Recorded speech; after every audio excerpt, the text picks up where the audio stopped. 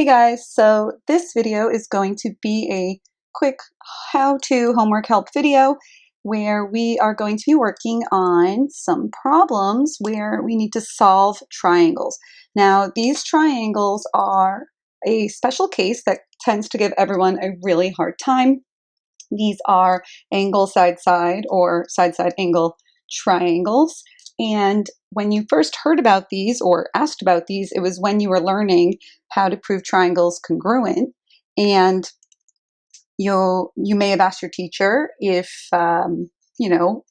is angle side-side a thing, because you were learning about side angle side, um, angle side angle, angle angle side, and your teacher probably told you it's not a thing for proving triangles congruent.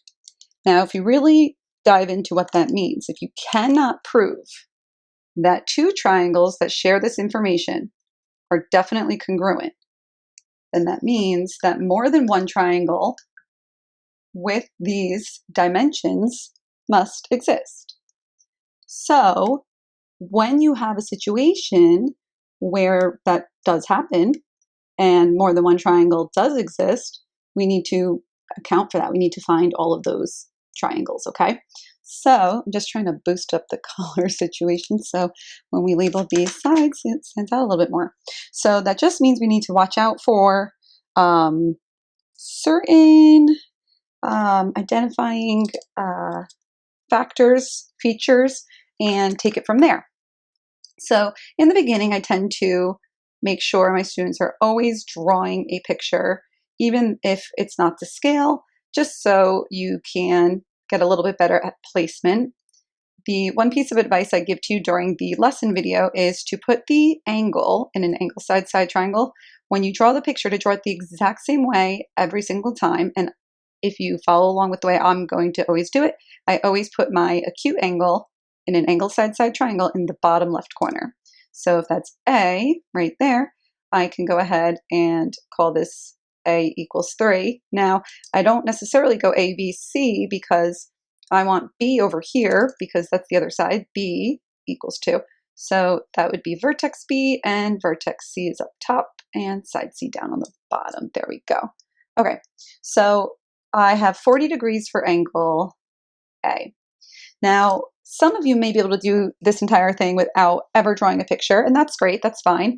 The other thing you should write down that's actually maybe more helpful is the little column situation I always set up, where I do my 3 vertices and I do the 3 corresponding sides right next to it and fill in everything I already have. So side A is 3, side B is 2, and angle A is 40.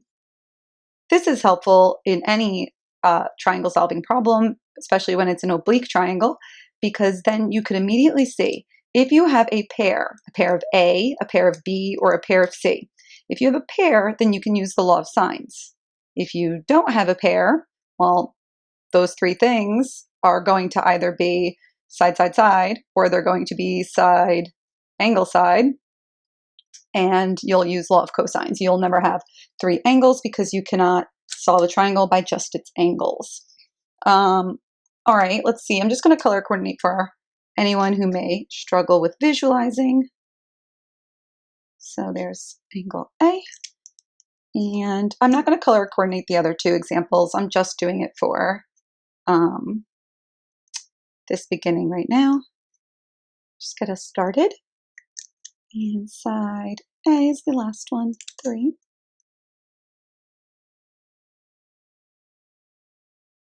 There we go.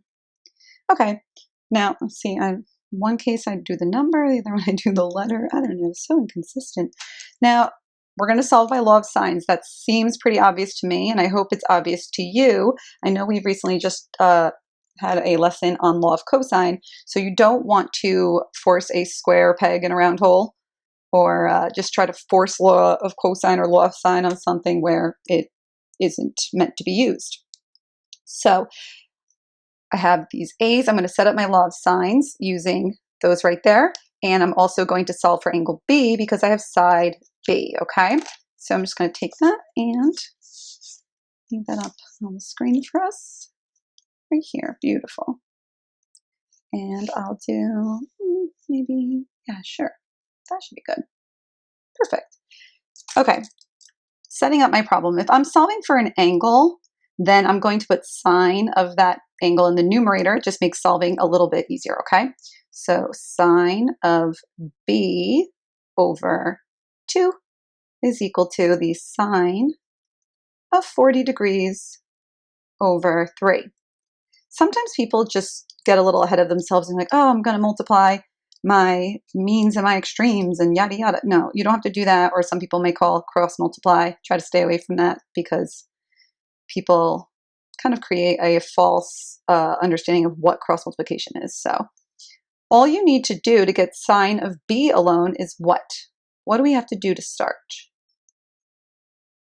To get sine b alone, we should just multiply both sides by 2. That 2, now, does it multiply by the 40 or no? Does that become sine of 80?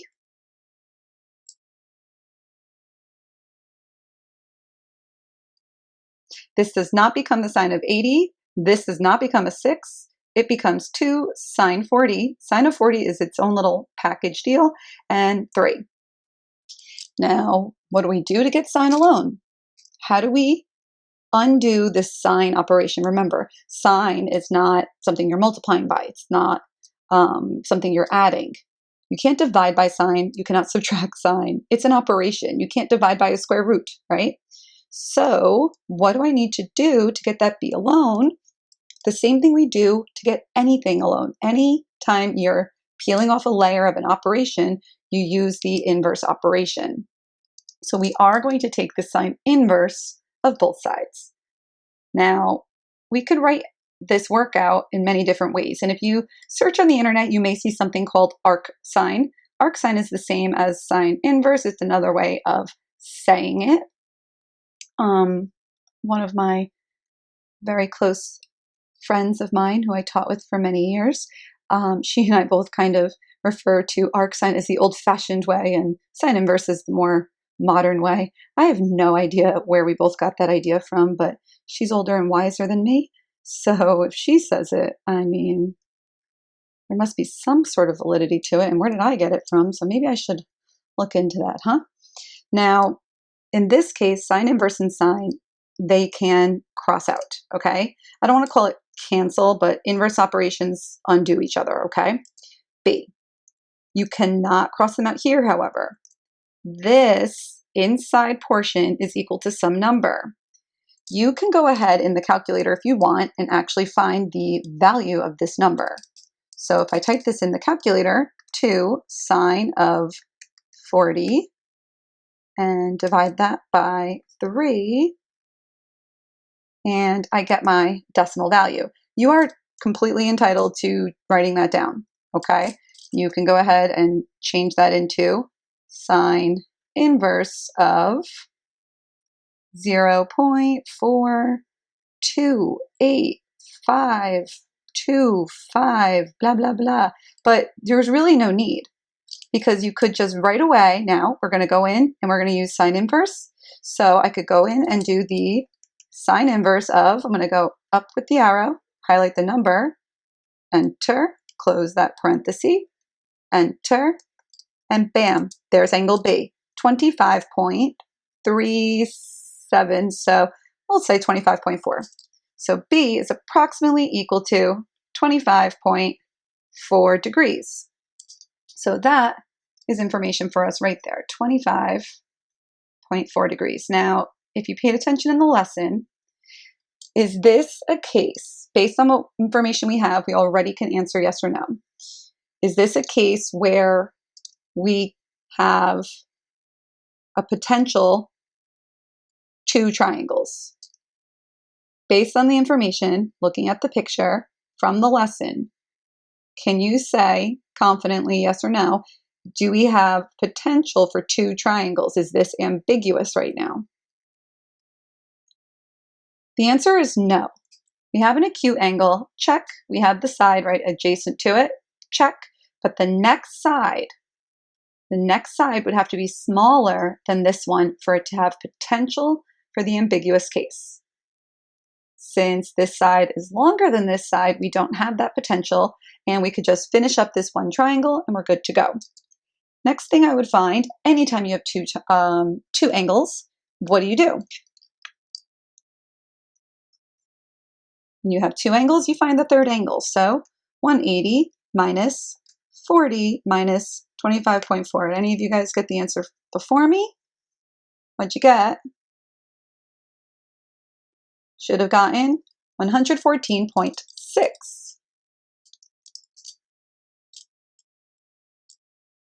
So angle C is approximately, really I guess, should have these bad boys in there, little squiggles, right? And last, but certainly not least, we're going to find the remaining side. So I'm going to find side C. I'm going to go back to the original pair. Now C will go in the numerator because I'm solving for a side. C over sine of, now this always works out fairly nice, pretty nicely, because I'll have that number on my screen already. I will play around in the calculator a little and I'll show you what I suggest you do to be more precise. Equals, we said 3 over sine 40. Solving for a side, how do I get C alone? What should I be doing to both sides right now? We should be multiplying. We should be multiplying both sides by the sine of 114.6. So, right here, every time I say so, S-O-H goes through my head like SOHCAHTOA, and I think so clever. Sine 114.6. Okay, so right here, adios. C equals, now this is 3 sine 114.6 over sine 40, right? Now, I do have 114.6 on my calculator screen. However, I could make this a little bit better. Had I done 180 minus 40, 40 was given, minus this ugly thing, that's actually a more precise version of the angle. Now I get a more precise version of that angle.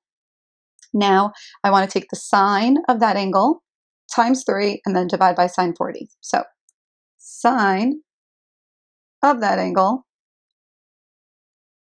times 3 and divided by sine 40. Any of you get an answer yet? Confident? Times 3 divided by sine 40. Make sure you close out any parentheses. And we get 4.2. We could say 4.2. Approximately 4.2 is the length of that side. Always to kind of check if your answer makes sense. Your biggest angle and biggest side should be opposite each other, and your smallest angle and smallest side. Do my numbers make sense? Yes, they do. Okay, so that's the end of the first homework question. And I guess I could have written it in my work, 4.2 right there. And that's all there is to it. Okay, hope you feel okay about this one. Let's look at the next question. The next one, all three were angle, side, side. The next one, let's take example 1. Thank you much. Here we go. A equals 6, B equals 8, and angle A is 35. So again, in this drawing, angle given is angle A. It's angle side, side for sure. So A right there, and that's 35 degrees. Side A will be across from it, and that equals 6. I want the other side to go right here so I could picture it in the way I demonstrated in the lesson video with those little props that I had for you guys. If that's side B, this is angle B, and if this is the only thing left, that's vertex C, and that's side C. All right, then we make our list. Maybe I'll squeeze it down here, try to save more space on that part of the paper. And A, B, C right here. I don't like when my writing mushes into my diagram, you know? All right, we're gonna fill in just the numbers I already have. And in the meantime, if anyone is watching this as the live premiere, could you let me know if this is going to be an ambiguous case or not? And one person tells me yes, if there's someone else, you could tell me why, that'd be great. How you know, and if not, how do you know?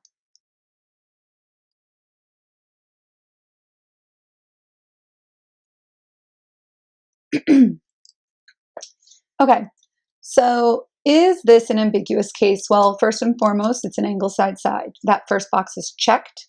Next, we have an acute angle. Check. We have a side adjacent to it, obviously. And then the next side, okay, that would be opposite my angle. If that side is shorter than this side, we have the potential for it to do that swing move where it swings in, and I could potentially construct two triangles. So yes, we might have two triangles here. How do you know if you have two triangles? If you can get an answer for angle B. If you get an answer for angle B, and it is basically you're going to get an acute angle.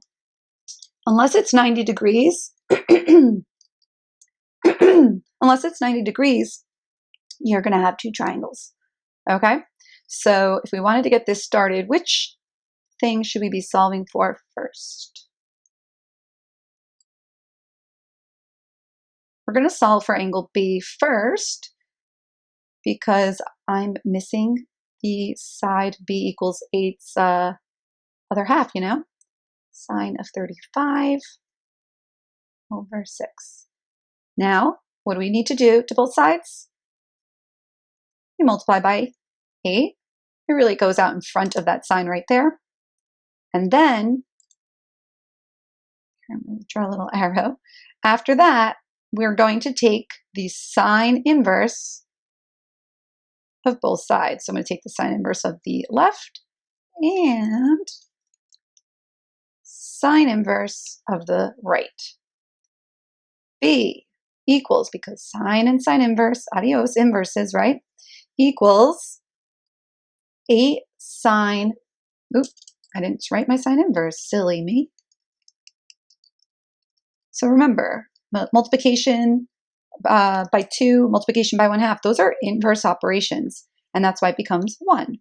You get rid of the 1 operation. Sine inverse of 8 sine 35 over 6. Now, this time I was a little bit different in the sense that I didn't find this decimal first. I'm just doing it all in one swift calculation here, okay? So, sine inverse of 8 sine 35 over 6, close. You might want to use your fraction button if you're not too keen on knowing where parentheses are beginning and ending so that you know it looks pretty good. And in this case, we get 49.9.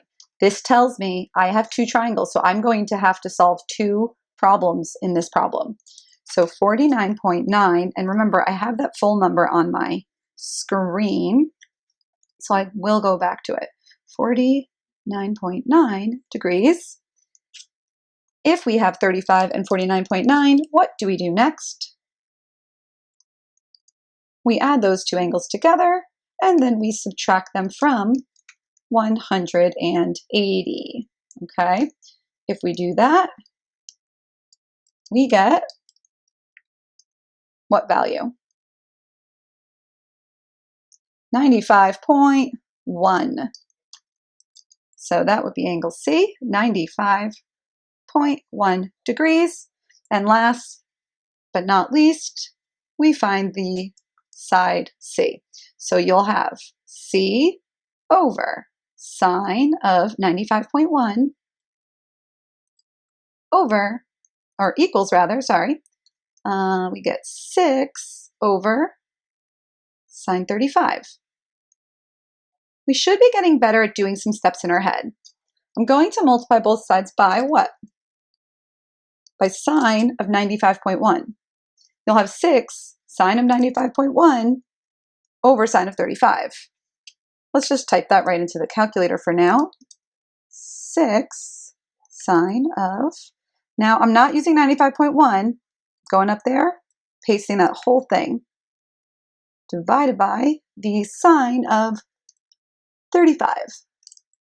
We get side C could equal approximately 10.4 in this case, and that's triangle 1. Triangle 1 is done. These two angles were approximations.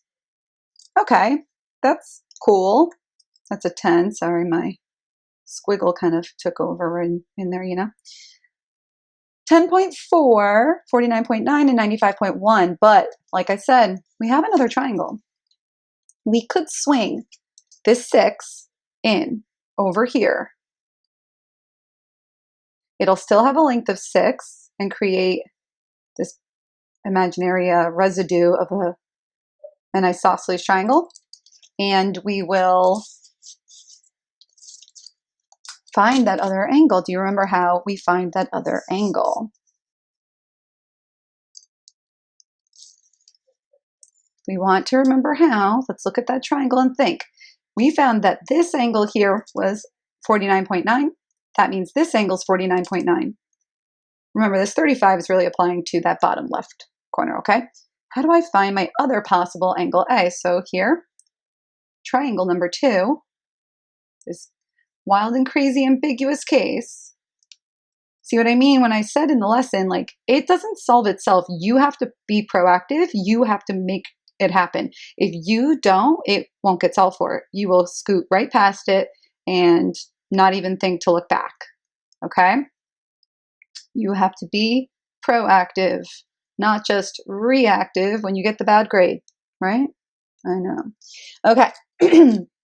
So if you said to find the other angle B, that you would take that 49.9, which is also right there, and subtract it from 180 because we have a linear pair, supplementary angles, you are spot on. So 180 minus, I'm actually even going to go up here and find, yep, there it is, that real angle, 49.886.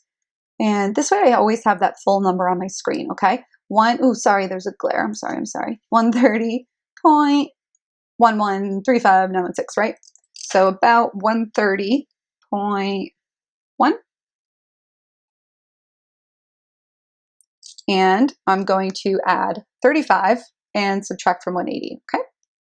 Plus 35, and then I'll subtract that from 180. What did you get for that? Waiting for you. 14.9. Approximately 14.9 degrees. And last stage of this, and I didn't even show my work, did I?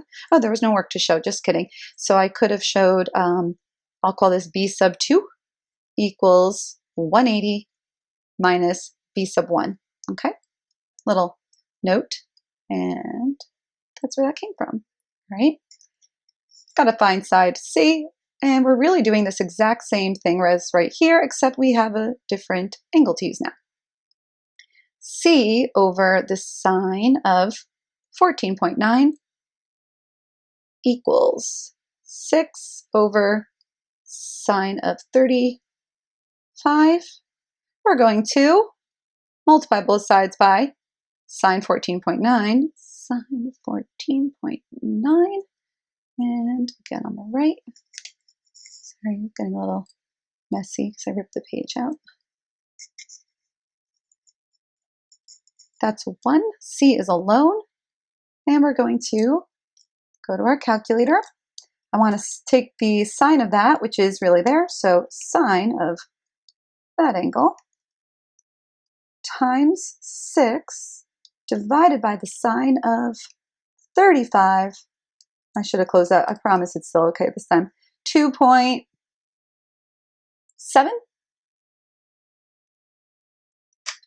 Now, law of sine can definitely sneak up on you in a law of cosine question, so always double check if your side angle relationships make sense. Smallest angle, smallest side. biggest angle, biggest side. Looks pretty good.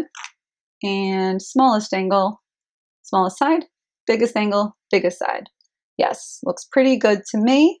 And that is the end of triangle 1 and 2 for the second problem.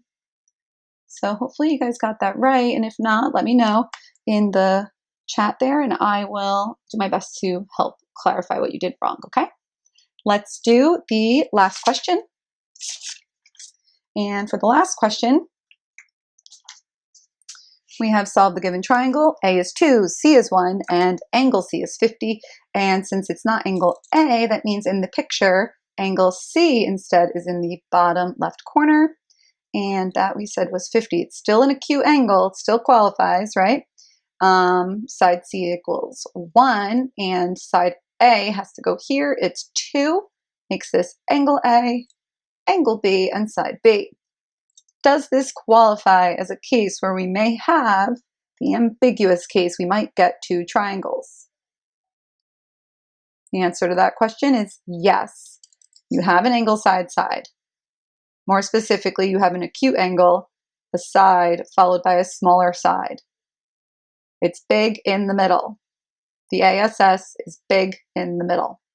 Now, the next thing you need to do is realize the thing you're solving for is always going to be this bottom right angle. If it's solvable, we have 2 triangles. Okay, so across from that, big S. Now, let's go ahead and solve for that angle A, but we should probably do A, B, C, A, B, C. This is what we're going to solve for. That's 2, 1, 50. You see your beautiful pair of C's. So sine A over 2 equals sine of 50 over 1, which a little silly to write that, but you know, do it. Times 2 on both sides. I'll put this time, I'll stick it right there in front. These cross out. And then we'll take the sine inverse. A equals the sine inverse of this whole spiel, right? Let's grab the calculator. We're going to do 2 sine 50. This time I'll use the fraction button, even though it's a 1. That's sort of silly, but just so we see how much nicer it looks. Sine inverse of, now here's my fraction button. 2 sine 50, close that, down arrow, and 1. Go over here and close. So when you have this type of a setup on your screen, it is easier to tell if you typed it in correctly. So I definitely recommend this. Enter tells me domain error. This tells me I can't make an angle. What does that mean? This little piece 1 is actually too short to reach the other side. Even if it's pointing straight down, it's still going to be too short to reach because this side can't move because this is a set 50 degrees, right? So what do we write? And circle so we don't have any questions. We write no triangle. You cannot make a triangle, okay? That's the end of the homework. I hope you were able to yell out some answers in the chat if you're able to even come to the chat. And if not, if you're watching this at a later time, well, I hope this clears up any confusion. And if you crushed it, then good job. Go you.